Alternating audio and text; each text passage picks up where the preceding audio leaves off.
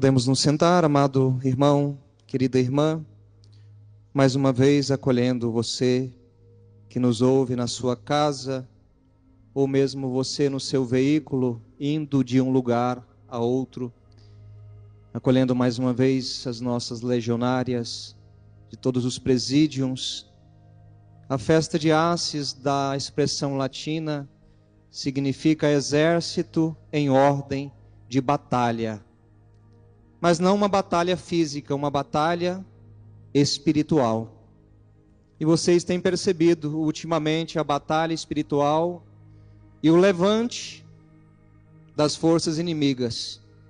Quando um frei chamado do Frei Gilson começou a rezar o rosário nas 4 da manhã, vocês têm percebido a polêmica que tem gerado, simplesmente porque começou a rezar o Santo Rosário e diante de Jesus Eucarístico. Então, amados, amadas da Legião de Maria, vocês estão no caminho certo. E de tal modo, aquela que também se encontra em ordem de batalha, a Virgem Maria nos ajuda. Inclusive, nos textos bíblicos nós lemos: quem é esta que avança como a aurora, terrível como um exército em ordem de batalha? Quem é esta mulher? Esta mulher é Maria. Pode dizer com voz mais forte. Quem é esta mulher? Esta mulher é Maria. É a nossa mãe, nossa tão querida mãe, que vai à frente das nossas batalhas e que nos ajuda a chegar até o Cristo. Pois bem, tendo dito estas palavras a título de introdução, agradecido por esta tarde, vocês estiveram reunidas, o Padre Estênio já deu uma palavra com vocês e cabe-nos fazer então o encerramento deste dia tão especial, desta festa de Assis. Nós estamos vivendo o 3º domingo do tempo da Quaresma. São 5 domingos que nós nos preparamos para viver a grande semana. A cada domingo nós vamos vivendo um tema específico. No primeiro domingo nós falávamos sobre as tentações de Jesus. Jesus que foi tentado. Inclusive nos dava uma dica muito valiosa: não dialogar com a tentação, com o tentador. No segundo domingo, que foi o domingo passado, nós falávamos da transfiguração. Jesus revelava a sua glória para os discípulos, até para nos mostrar também que quando nós caminhamos, vem o deserto, e a Quaresma é esse tempo de deserto, um tempo difícil, que nos prova, que nos purifica, mas também é um tempo que nos permite fazer esta releitura da nossa própria vida. E quando Jesus fala de glória, Jesus, ele mostra para os discípulos um pouco daquilo que eles vão experimentar lá na ressurreição. Dizer que a Quaresma não termina na Sexta-feira Santa, mas termina numa vigília especialíssima, onde se celebra a mãe de todas as vigílias no Sábado Santo, onde tantos católicos não participam, pensa que acabou, mas celebra somente Jesus morto e esquece de celebrar Jesus ressuscitado, a festa da vida, a vigília pascal e depois o dia de Páscoa. Hoje nós estamos então com o 3º domingo da Quaresma, que nos fala de conversão. Converter, segundo o grego metanoia, significa mudança de vida. Essa mudança de vida que precisa ser de cada dia, de todo dia. Mas Deus quer que essa conversão, ela precisa, ou melhor, tire essa palavra precisa, que ela seja sincera, que ela seja coerente com a vida, com a palavra. Ao olhar os textos bíblicos que nos são propostos, Deus, ele desde quando criou o homem e a mulher, e depois do episódio do pecado original, o ser humano que não pode se salvar sem Deus, Deus vai fazendo um movimento de descendência, de ascendência e de subida, de descendência e de descer em direção ao ser humano. E ele vai escolhendo homens e mulheres para que pudessem fazer parte desse caminho de salvação. Ele escolhe então Noé para salvar aquele povo das águas do dilúvio. No capítulo 12 do Gênesis, nós encontramos aí uma promessa de uma posteridade numerosa, a um homem chamado Abraão, uma promessa que é feita, uma aliança. E de Abraão nós vemos uma descendência. Abraão teve uma esposa chamada Sara. Sara teve então um filho chamado Isaac. E esse filho da promessa vai dar descendência também, Isaac, que se casa com Rebeca. Eles têm 2 filhos, Esaú e Jacó, mas é Jacó que vai dar descendência desta posteridade. Jacó tem então 12 filhos, e desses 12 filhos, um deles chamado José, que é o José do Egito. Depois de toda aquela reviravolta, ele que sofreu uma retaliação da parte dos irmãos, vendido como escravo, chegou no Egito. Mas aconteceu uma reviravolta e José tinha um dom muito especial de interpretação de sonhos. E ele interpreta os sonhos do faraó, de 7 anos de vacas gordas, vacas magras, espigas cheias, espigas vazias, simbolizando 7 anos de fartura, 7 anos de penúria. E José interpreta esse sonho para ele, dizendo: faraó, você tem então que nesses 7 anos de fartura recolher trigo, recolher os mantimentos nos seus celeiros, para que nos 7 anos de penúria não venha a passar fome. O que aconteceu? Nos 7 anos de penúria, os irmãos de José, que tinham feito aquela barbaridade com ele, agora se vê na necessidade de ir ao Egito para pedir ajuda. José já se tinha tornado governador do Egito. José perdoa os seus irmãos. É uma história bonita. Eu, inclusive, motivo-vos a assistir o filme. Tem um filme, José do Egito. É uma história fantástica e que trabalha o tema do perdão dos irmãos, que precisa em muitas situações, em muitas casas também ser vivenciado. Mas por que eu estou falando tudo isso? Para encurtar a história, eles estão agora no Egito. E no Egito o povo de Israel fica 430 anos. E eles começam a crescer como nação, mas o faraó não olha aquilo com bons olhos. Diz: esse povo está crescendo, nós temos que colocar pesados fardos para que eles sofram retaliações. E o povo de Israel começa a trabalhar como escravo ali. Foram eles que construíram as cidades entrepostos entre Ramsés e Pitom, no Egito. E então Deus, eu dizia que vai suscitando homens e mulheres corajosos, e Deus suscita desta vez Moisés. E esse Moisés, gente, não era um improvável, não era o mais bem, talvez aos olhos humanos, o melhor a ser escolhido. Inclusive ele nem tinha dom da fala para poder falar com o faraó. Quando Deus o escolheu, e hoje nós vemos nesse episódio da sarça ardente, Moisés, e esta palavra que veio para ele, chamando-o para que ele pudesse ser então canal de Deus, para que ele pudesse libertar aquele povo lá do Egito. Mas Moisés dizia, e a gente não leu nesse texto de hoje, mas está na história dele: como é que eu vou falar com o faraó, eu que tenho a língua pesada? Moisés tinha uma gagueira, gente, ele era gago. Mas Deus dá um irmão a Arão, e enfim, toda a história se revela ali. E esse homem improvável, ele agora então é chamado a tirar o povo do Egito. O faraó, coração duro, não quis deixar o povo partir, para que pudesse ser libertado por Deus, para que pudesse caminhar em direção à terra prometida. Então vem o episódio das 10 pragas do Egito. A última delas, a morte dos primogênitos. E depois dessa última praga, o faraó então libera aquele povo para poder sair em caminhada, em marcha pelo deserto, para encontrar então o seu Deus. Moisés tem diante de si o quê? As suas dificuldades, mas ele recebe uma missão. Ele tem diante de si um mar vermelho para transpor. O mar é grande, o problema é grande, mas o Deus de Moisés é maior. E Deus diz para ele: bate esse cajado no mar, e o mar vermelho que se abre, aquele povo passa a pé enxuto. E aquele povo vai caminhando em marcha, mas o povo vai se esquecendo. E quando a gente começa uma atividade, gente, tudo é muito empolgante, tudo é muito motivador. Mas quando vai passando o tempo, se eu e você não vamos criando os estímulos, a motivação, ou relembrando a motivação inicial, nós nos perdemos. Quanta gente começa tanta coisa, de repente 2, 3 dias já parou, uma semana depois já não... Tanta coisa que começa e não termina. E o povo de Israel começou a murmurar. O povo que foi chamado por Deus sob a guia de Moisés, que inclusive revelara o nome a Moisés: eu sou aquele que sou. Moisés que viu a Deus, que aquela teofania que nós dizemos na teologia, aquela manifestação de Deus na sarça ardente.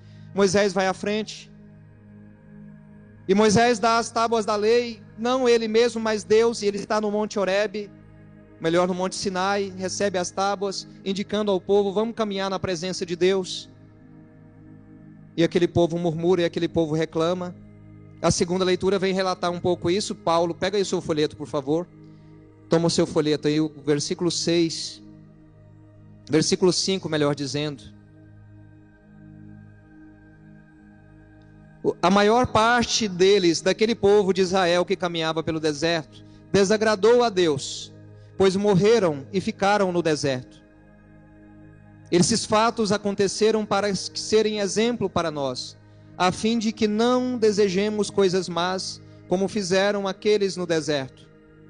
O versículo 10 é muito claro: não murmureis, como alguns deles murmuraram, e por isso foram mortos pelo anjo exterminador. Portanto, quem julga estar de pé, tome cuidado para não cair. Deus, amados filhos e filhas, Ele quer nos salvar, e Ele vem para nos salvar, e já nos deu um Salvador, mas Ele quer contar com a minha e a sua ajuda. Ele quis contar com Abraão, Ele quis contar com Isaac, Ele quis contar com Jacó, Ele está contando agora com Moisés, mas Ele conta também com o povo, para que se mantenha fiel àquelas alianças feitas. Mas o povo reclama, o povo murmura. Eu digo com muita tranquilidade para você: aqui não é o céu. É muito óbvio isso, né? Aqui não é o céu. Não pensa você que eu estou num hotel em Cancún, aqui na praia. Não, aqui é tempo de sofrimento, é tempo de deserto. E talvez a quaresma, ela se revela no seu tempo mais próximo de nós, daquilo que vivemos no dia a dia. Os desafios que passamos. Todos indistintamente passamos por problemas grandes ou pequenos. Quem nunca se viu diante de um quarto escuro chorando, talvez, por uma situação difícil? Quem nunca se viu num leito de hospital, ou numa funerária, preparando o corpo de alguém próximo? Esse tempo, gente, não é ainda o céu. Deus nos deu a glória, e inclusive nós celebrávamos no domingo passado um pouco desta glória, aquilo que a teologia vai dizer de um já, mas um ainda não, nos permitindo entender, nesse tempo de purificação, Deus está nos preparando. E eu dizia na quarta-feira de cinzas que a quaresma é para nós um treinamento da fé. Você que começou a sua penitência, começou o seu propósito, já teve muita coisa para poder tentar tirar você do seu propósito. Verdade ou não é? Muita tentação para você desistir. Mas não desista não, segue. Porque assim como o povo de Israel reclamando, murmurando, lamentando, mas Deus, quando faltou água, Moisés, bate nessa pedra, vai sair a água da pedra. Olha o versículo 3 da segunda leitura. Todos beberam de uma bebida espiritual, todos comeram de um alimento espiritual. Quando faltou pão, Deus mandou uma espécie de grãos miúdos, chamado maná, e aquele povo alimentou. Mas o povo reclamava: mas agora é maná no café da manhã, é maná no almoço, é maná na janta. Deus mandou um bando de codornizes: come carne até sair pelas narinas. Tem umas coisas engraçadas na Bíblia, né? Como dizia o mineiro, até sair pelas ventas. Deus tem essas coisas assim, Deus é humorado, bem humorado também. Aquele povo, gente, foi sustentado por Deus nesse tempo difícil, eu e você também somos sustentados. E hoje, onde entra o tema da conversão? Padre, o senhor falou de tudo aí, menos de conversão. Tudo isso foi uma preparação para nós falarmos da conversão que se dá aqui então no Evangelho. Vem 2 episódios, um de um massacre de alguns galileus ordenado por Pilatos, e também um outro de uma queda de uma torre de Siloé que mata 18 pessoas. Algumas pessoas estavam perguntando por que eles morreram. Foi por causa dos seus pecados? E Jesus aproveita, gente, esta reflexão para ampliar o leque. E aqui, como pudesse dizer, não importa tanto se eles tinham pecado ou se não tinham pecado. O importante é que vocês também, se não se converterem, se vocês não mudarem de vida agora, vão acontecer também com você algo parecido. O que é esse algo parecido? Uma morte repentina. A torre que caiu, 18 pessoas mortas. O massacre dos galileus ordenado por Pilatos, morreu repentinamente. Eu e você, se não estivermos preparados, se não nos convertermos, e a conversão, a mudança de vida é agora, é hoje, o tempo é agora. Bento XVI, refletindo esse evangelho, eu trouxe aqui uma frase dele, diz assim, que o pecado mais grave do nosso tempo é a indiferença para com Deus. As pessoas vivem como se Deus não existisse, adiando a conversão para depois, mas o tempo é agora. O Evangelho diz de modo claro, se não vos converterdes, ireis morrer do mesmo modo. E de novo lá no versículo 5, se não vos converterdes, ireis morrer do mesmo modo. E aí ele conta a parábola da figueira. A figueira representa cada um de nós. Eu e você temos esta oportunidade de Deus ter paciência conosco, de Deus ainda olhar para nós. Inclusive há aqui Jesus que trazendo esta palavra, esse vinhateiro colocado aí que é o próprio Deus. Senhor, mas já há 3 anos venho procurando figos nessa videira e nada encontro. Corta, porque está ela inutilizando a terra. Então o Senhor que responde, deixa esta figueira ainda esse ano, vou cavar em volta dela e colocar adubo, pode ser que venha a dar fruto. Deus está tendo paciência comigo e com você, mas até quando? Alguns dizem, não, amanhã eu me confesso. Amanhã vai dar tempo? Amanhã eu me converto, amanhã eu me caso na igreja. Amanhã eu volto para Deus. Não espere o amanhã, nós temos só o hoje, o amanhã não existe ainda. Quando o amanhã chegar, ele vai ser hoje, porque nós só temos o presente para viver. O tempo é agora, amados filhos e filhas, o tempo é agora. Aproveita esse tempo de quaresma, prepara o seu coração, faz uma boa confissão, confessa. Católico de verdade, confessa os pecados, quebra essa soberba, esse orgulho. Quebra inclusive o medo. Ah, padre, eu tenho medo de confessar. Fala mal da vida de todo mundo, mas não quer falar mal de si próprio, né? É soberba isso, é orgulho de se reconhecer pequeno, miserável. É o que eu e você somos. Se não estamos com Deus, somos miseráveis. Mas quando estamos na presença dEle, e o mesmo Deus que usou tantas pessoas, usou Moisés, depois usou a Virgem Maria. Alegra-te, cheia de graça, o Senhor está contigo. É o mesmo Deus que usa também um anjo para falar com José. José, não tenhas medo de receber Maria como tua esposa, porque o que nela foi concebido vem pela ação do Espírito Santo. É o mesmo Deus que envia-nos o seu Filho, para que morto numa cruz, paciente conosco, nos permita converter. Você se lembra o que nós cantamos no canto de entrada? Eis o tempo de conversão, eis o dia da salvação. É isso mesmo. Essa palavra é o tempo de conversão, é o dia da salvação, é agora.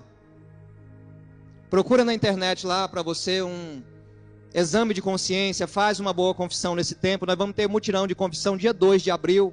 Se não quer esperar dia 2 de abril, quinta-feira, se organiza, vem, confessa, prepara a tua alma. Não espera depois não, o tempo é agora. Busque a Deus, porque Ele se deixa encontrar e Ele tem paciência comigo e com você, assim como essa figueira estéril. Vamos cavar, vamos colocar adubo ainda mais um ano. Pode ser que venha dar fruto. Se não der, tu corta. Que Deus continue sendo assim, bondoso e compassivo conosco, mas que eu e você tenhamos a coragem de responder com ousadia o seu chamado, assim como Moisés respondeu.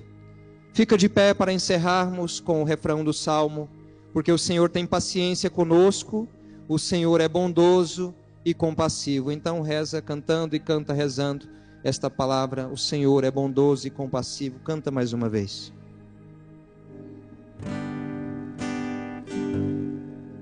O Senhor é bondoso e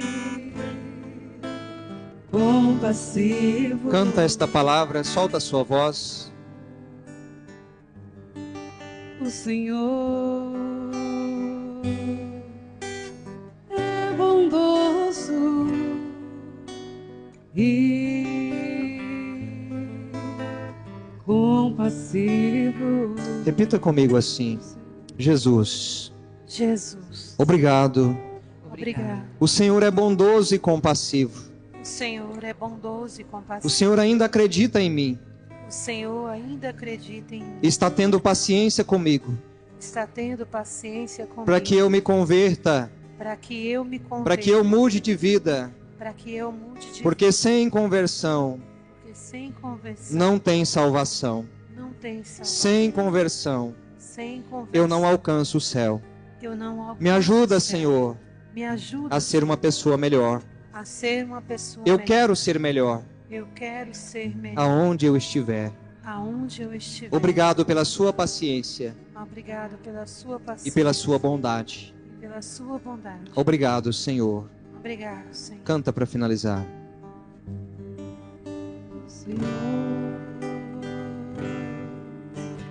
É bondoso e compassivo. O Senhor é bondoso e compassivo. Obrigado, Senhor, por esta palavra desta noite. Obrigado porque o Senhor nos chama à conversão. Obrigado, Jesus.